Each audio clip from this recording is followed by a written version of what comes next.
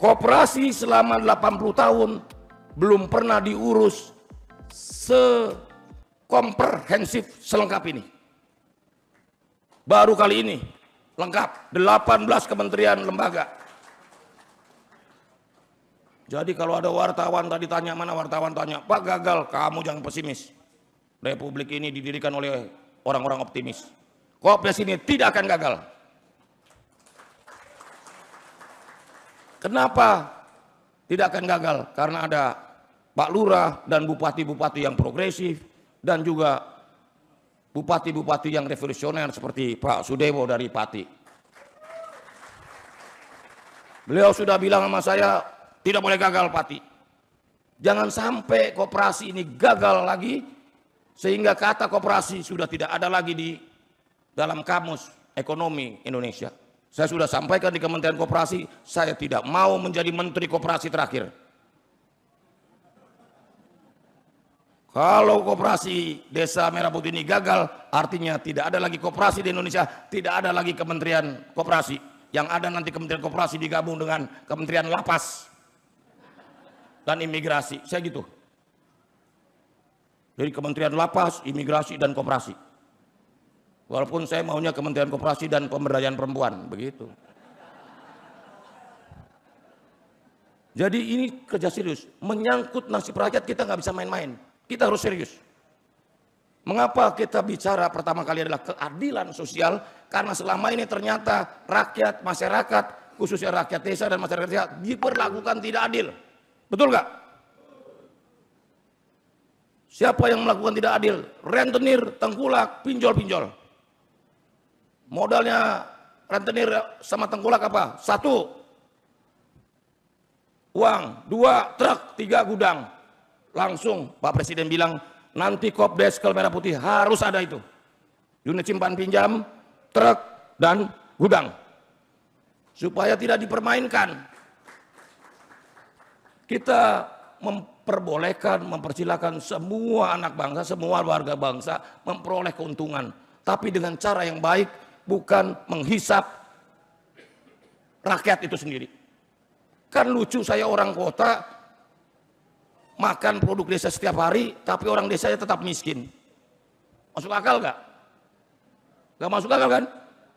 Nah karena itulah tujuan mulia Kopdes Kelurahan Merah Putih adalah bagaimana kemiskinan bisa kita hilangkan, rentenir tengkulak kita hilangkan, kemiskinan ekstrim, kesejahteraan masyarakat kita tingkatkan, dan ekonomi rakyat menjadi mandiri dan menjadi tulang punggung negara ini ke depan. Ini soal pilihan. Yang namanya Koperasi Desa Merah Putih ini pertama kali harus ada keperpihakan dulu. Kamu mau perpihak sama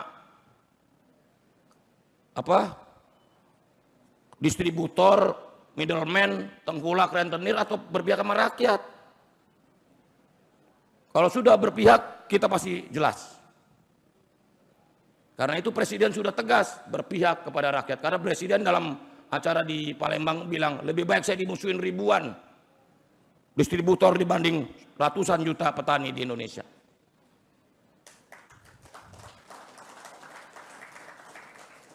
Jadi karena Kopdes Kelurahan Merah Putih ini bukan ide sederhana.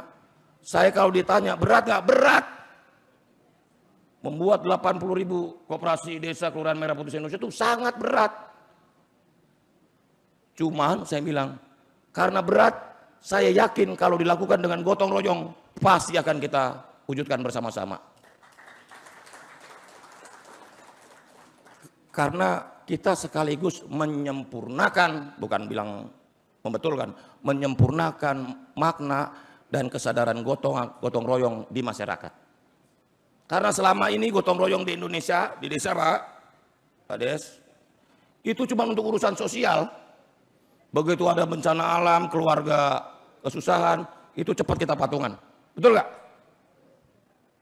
Benar nggak? Tapi begitu yuk usaha bersama, untung bersama.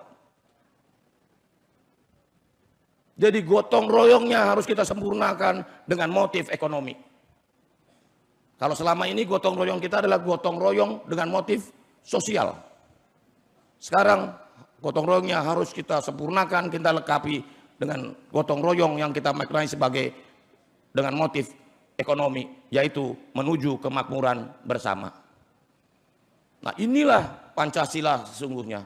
Inilah jati diri bangsa ini sesungguhnya. 80 tahun kita lupakan, dan baru kali ini Presiden Prabowo Subianto dengan tegas memerintahkan 18 kementerian lembaga untuk sama-sama mensukseskan program nasional Koperasi Desa Kelurahan Merah Putih. Karena saya sudah dapat bocoran ini, nanti Kopdes, program Koperasi Merah Putih ini masuk dalam program strategis nasional.